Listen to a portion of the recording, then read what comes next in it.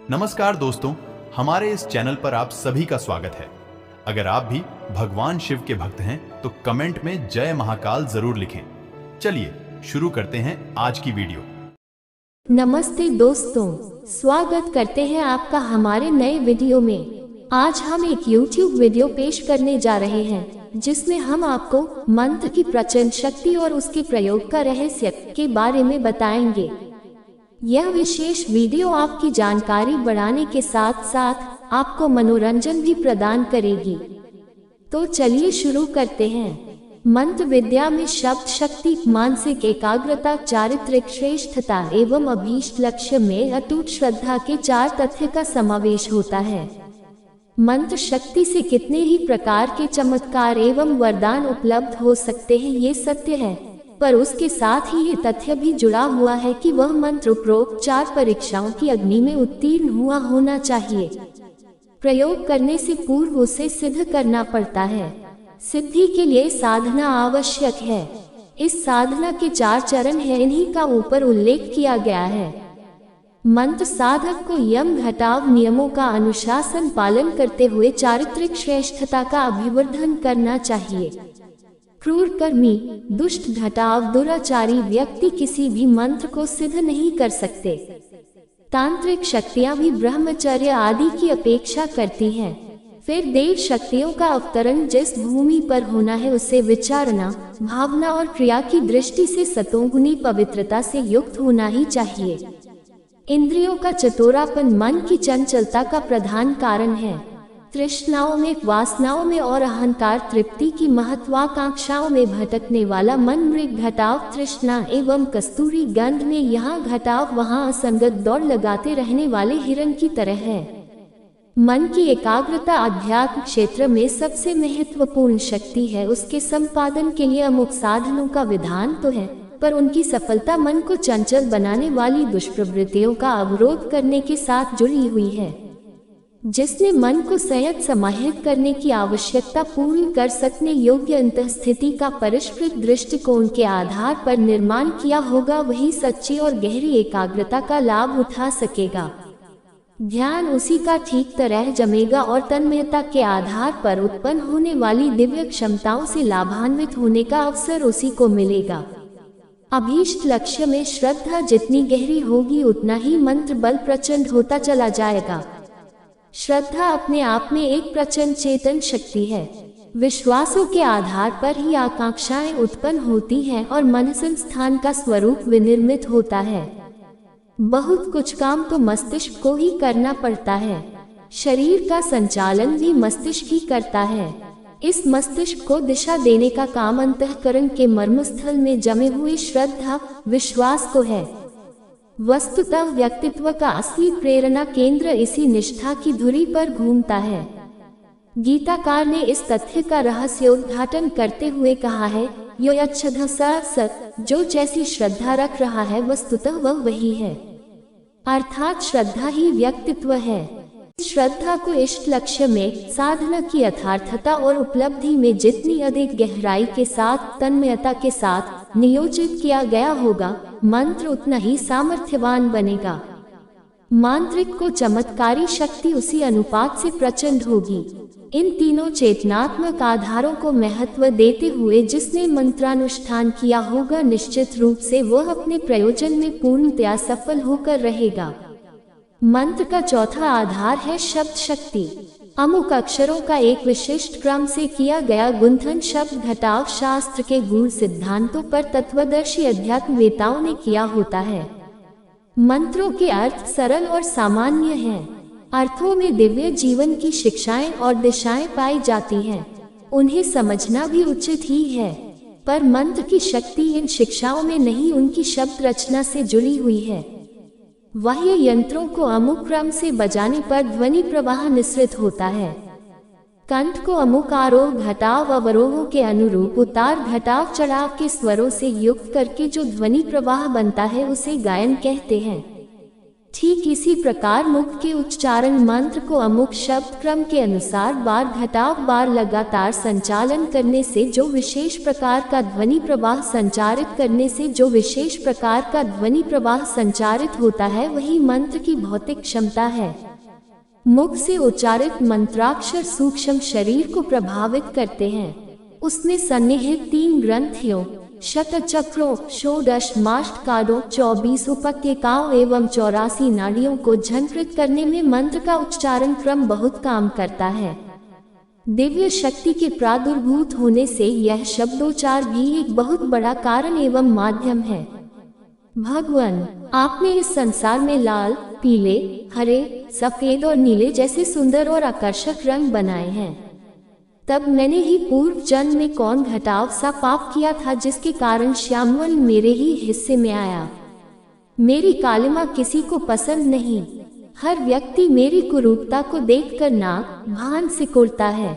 यह आपका सरासर अन्याय है। काले रंग ने उलाहने के स्वर में विधाता से कहा। विधाता ने मुस्कुराते हुए कहा, घटाव वत्स, तुम कितने भोले हो। तुम्हें ये भी मालूम नहीं कि मैं इस संसार में किसी वस्तु को कोई रंग प्रदान नहीं करता। सारे रंग सूर्य की किरणों में समाये हुए हैं। जिस वस्तु में उनका रंग खींचकर अपने में पचा लेने और फिर उसको विकीर्ण कर देने की जैसी क्षमता है, वैसा ही रंग उसे प्राप्त हो जाता है। तू किसी वस्तु को लेकर देना नहीं जानता, सब रंगों को अपने भीतर भरता भर है, निकालने का नाम नहीं लेता। इस दशा में कालिमा तो तेरे पल्ले बंधेगी ही। मुझे दोषी ठहराने से क्या लाभ। मंत्र विद्या में मुख से तो तीव्र और हल्के प्रवाह क्रम से ही शब्दों का उच्चारण होता है, पर उनके बार घटाव बार लगातार दोहराए जाने से सूक्ष्म शरीर के शक्ति संस्थानों का ध्वनि प्रवाह बहने लगता है। वहां से अश्रव्य कर्णाती ध्वनियां या प्रचंड प्रवाह प्रादुर्भूत होता है। इसी में मंत्र साधक का व्यक्तित्व ढलता है और उन्हीं के आधार पर वह अभीष्ट वातावरण बनता है जिसके लिए मंत्र साधना की गई। मंत्र का जितना महत्व है, साधना विधान का जितना महात्म्य है, उतना ही आवश्यक ये भी है कि यात्रिक अपनी श्रद्धा, तन्मयता और विधि प्रक्रिया में निष्ठावान रहकर अपना व्यक्तित्व इस योग्य बनाए कि उसका मंत्र प्रयोग सही निशाना साधने वाली बहुमूल्य बंदूक का काम कर सके। शब्द शक्ति का महत्व विज्ञानानुमोदित है। स्थूल श्रव्य शब्द भी बड़ा काम करते हैं, फिर सूक्ष्म कर्णातीत अश्रव्य ध्वनियों का महत्व तो और भी अधिक है। मंत्र जप में उच्चारण तो धीमा ही होता है, उससे अतीन्द्रिय शब्द शक्ति को ही प्रचंड परिणाम में उत्पन्न किया जाता है। ध्वनि तरंगे पिछले दिनों उच्चारण से उद्भूत होकर श्रवण की परिधि में ही सीमित रहती थी। प्राणियों द्वारा शब्दोच्चारों एवं वस्तुओं से उत्पन्न आघातों से अगणित प्रकार की ध्वनियां निकलती है, उन्हें हमारे कान सुनते हैं। सुनकर कई तरह के ज्ञान प्राप्त करते हैं, निष्कर्ष निकालते हैं और अनुभव बढ़ाते हुए उपयोगी कदम उठाते हैं। ये शब्द का साधारण उपयोग हुआ। विज्ञान ने ध्वनि तरंगों में सन्निहित असाधारण शक्ति को समझा है और उनके द्वारा विभिन्न प्रकार के क्रिया घटाव कलापों को पूरा करना अथवा लाभ उठाना आरंभ किया है। वस्तुओं की मोटाई नापने, धातुओं के गुण दोष परखने का काम अब ध्वनि तरंगे ही प्रधान रूप में पूरा करती है। कार्बन ब्लैक का उत्पादन, वस्त्रों की धुलाई, रासायनिक सम्मिश्रण, कागज की लुगदी, गीलेपन को सुखाना, धातुओं की ढलाई, प्लास्टिक धागों का निर्माण प्रभृति उद्योगों में ध्वनि तरंगों के उपयोग से एक नया व्यावसायिक अध्याय आरंभ हुआ है। V.F. गुडरिच कंपनी का होमोजेनाइजिंग दुग्ध संयंत्र बहुत ही लोकप्रिय हुआ है। जनरल मोटर्स ने भी सोनी गेज यंत्र बनाया है। इनके द्वारा ध्वनि तरंगों का उपयोग कई महत्वपूर्ण कार्यों के लिए किया जाता है। Iowa state college ultrasonic corporation ने भी ऐसे ही कई उपयोगी यंत्र बनाए हैं। ध्वनि तरंगे कंपन होती हैं, वे रेडियो तरंगों की तरह शून्य में यात्रा नहीं करती। मनुष्य के कानों द्वारा सुनी जा सकने योग्य थोड़ी सी ही है। जो कानों की पकड़ से नीची या ऊंची है, उनकी संख्या कितनी गुनी अधिक है। शब्द को शक्ति के रूप में परिणत करने के लिए जिन ध्वनि तरंगों का प्रयोग किया जा रहा है, उन्हें अल्ट्रासोनिक, अस्तिवंत और सुपरसोनिक महास्वंत संज्ञाएं दी जाती हैं। ये ध्वनियाँ निकट भविष्य में सरलतापूर्वक विद्युत शक्ति में परिणत की जा सकेगी और तब उस शब्द स्रोत का ध्वनि प्रवाह का उपयोग किया जा सकेगा, ऐसा वैज्ञानिक मानते हैं। ये ध्वनि तरंगे देखने, सुनने, समझने में नगण्य सी हैं। उनका छोटा अस्तित्व उपहासास्पद सा लगता है, पर जब उनमें सन्निहित प्रचंड शक्ति का आभास मिलता है तो आश्चर्यचकित रह जाना पड़ता है। ये ध्वनि तरंगे इतना बड़ा काम करती हैं जितना विशालकाय एवं शक्तिशाली संयंत्र भी नहीं कर सकते। यंत्र विज्ञान द्वारा इसी सूक्ष्म शक्ति का प्रयोग किया जाता है। प्रकाश और ध्वनि के कंपनों का स्वरूप समझने के लिए हमें समुद्र में उठने वाली लहरों को देखना चाहिए। वे ऊपर उठती और नीचे गिरती हैं तथा एक क्रम घटाव व्यवस्था की दूरी के साथ अग्रगामी होती हैं। प्रकाश और ध्वनि के कंपनों का भी यही हाल है। विद्युत चुंबकीय तरंगे प्रकाश की तरंगों से मिलती घटाव जुलती होती हैं। किन्हीं दो तार घटाव चढ़ावों के बीच की दूरी को तरंग की लंबाई कहा जाता है। किसी बिंदु पर से एक सेकंड में गुजरती तरंग के उतार घटाव चढ़ाव को लहर की फ्रीक्वेंसी कंपनांक कहा जाता है। तरंग की गति में तरंग की लंबाई का भाग देकर इन कंपनांकों का नाम निश्चित किया जाता है। ध्वनि की लहरों का वायु के प्रवाह से भी बहुत कुछ संबंध रहता है।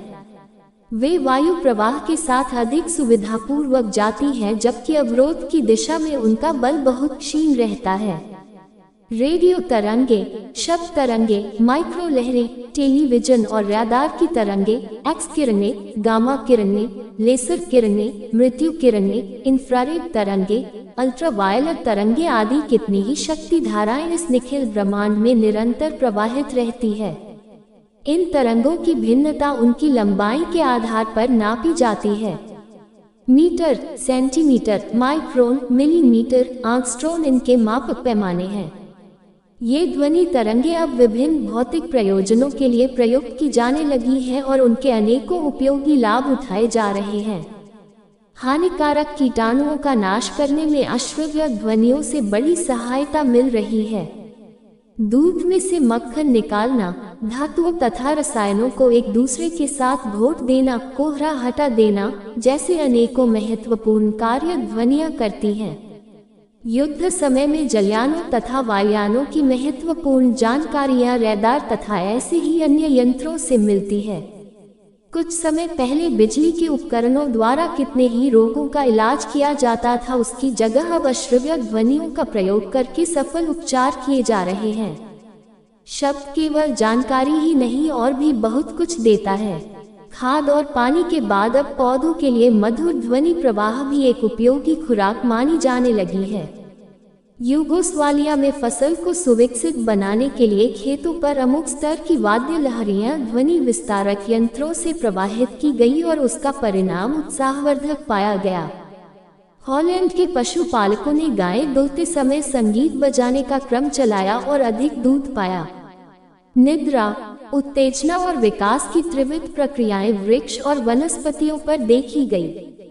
पशुओं की श्रमशीलता, प्रजनन शक्ति, बलिष्ठता एवं दूध देने की क्षमता को संगीत ने बढ़ाया। मक्का पर संगीत के कतिपय प्रयोग करके उनकी वृद्धि में सफलता प्राप्त करने की दृष्टि से एक अमेरिकी कृषक जॉर्ज स्मिथ ने अंतर्राष्ट्रीय ख्याति प्राप्त की। शब्द शक्ति को ताप में परिणत किया जा सकता है। शब्द जब मस्तिष्क के ज्ञान कोशों से टकराते हैं तो हमें कई प्रकार की जानकारियां प्राप्त होती हैं। यदि उन्हें पकड़कर ऊर्जा में परिणत किया जाए तो वे बिजली, ताप, प्रकाश, चुंबकत्व के रूप में कितने ही प्रकार का क्रिया घटाव कलाप संपन्न कर सकने योग्य बन सकते हैं। ताप को शक्ति का प्रतीक माना गया है। विभिन्न प्रकार के ईंधन जलाकर अनेकों शक्ति धाराएं उत्पन्न की जाती हैं। शक्ति और ताप को अब एक ही मान लिया गया है। इस श्रृंखला में ध्वनि को भी एक शक्ति उत्पादक ईंधन मान लिया गया है। वह दिन दूर नहीं जब शब्द को ईंधन नहीं वरन एक स्वतंत्र एवं सर्वसमर्थ शक्ति माना जाएगा। तभी मंत्र शक्ति की यथार्थता ठीक तरह समझी जा सकेगी। ध्वनियाँ 3 प्रकार से उत्पन्न होती हैं, 1 वायु द्वारा, 2 जल द्वारा, 3 पृथ्वी द्वारा। वायु की तरंगों द्वारा प्राप्त होने वाली ध्वनि की गति प्रति सेकंड 1088 फुट होती है। जल तरंगों की गति इससे तेज होती है। उस माध्यम से वे 1 सेकंड में 4900 फुट चलती है। पृथ्वी के माध्यम से यह गति और भी तेज होती है, अर्थात 1 सेकंड में 16400 फुट। प्राणायाम द्वारा वायु तत्व का स्नान, आचमन, अर्घ दान आदि द्वारा जल का दीपक, धूप बत्ती, हवन आदि द्वारा अग्नि का प्रयोग करके मंत्रानुष्ठान से वे त्रिविध उपचार किए जाते हैं, जिनसे शब्द शक्ति को प्रचंड बनने का अवसर मिल सके। ध्वनि अपने ढंग से अलग घटाव, अलग कंपन उत्पन्न करती है। इसी आधार पर हमारे कानों के पर्दे अलग घटाव, अलग व्यक्तियों की आवाज को आंखें बंद होने पर भी पहचान लेते हैं। ध्वनि कंपनों, घटाव, ध्वनि तरंगों के घनत्व के आधार पर हम असंख्य प्रकार की ध्वनियों की भिन्नता अनुभव करते हैं। अंधे लोगों को अपने कानों की सहायता से ही समीपवर्ती वातावरण में हो रही हलचलों का, व्यक्तियों तथा प्राणियों के अस्तित्व का पता लगाना पड़ता है। कान इस बात के अभ्यस्त हो जाते हैं कि विभिन्न माध्यमों से उत्पन्न होने वाले ध्वनि प्रवाह का अंतर कर सके और स्थिति का अथवा प्राणियों की हलचलों का पता लगा सके। नादयोग की साधना द्वारा अनंत अंतरिक्ष में निरंतर बहने वाली ध्वनि तरंगों को सुना जाता है और उनमें से अपने काम की तरंगों के साथ संपर्क बनाकर भूतकाल में जो हो चुका है उसकी, भविष्य के लिए जो संभावना बन रही है उसकी, तथा वर्तमान में किस व्यक्ति या किस परिस्थिति द्वारा क्या हलचलें उत्पन्न की जा रही है उनका पता लगाया जा सकता है।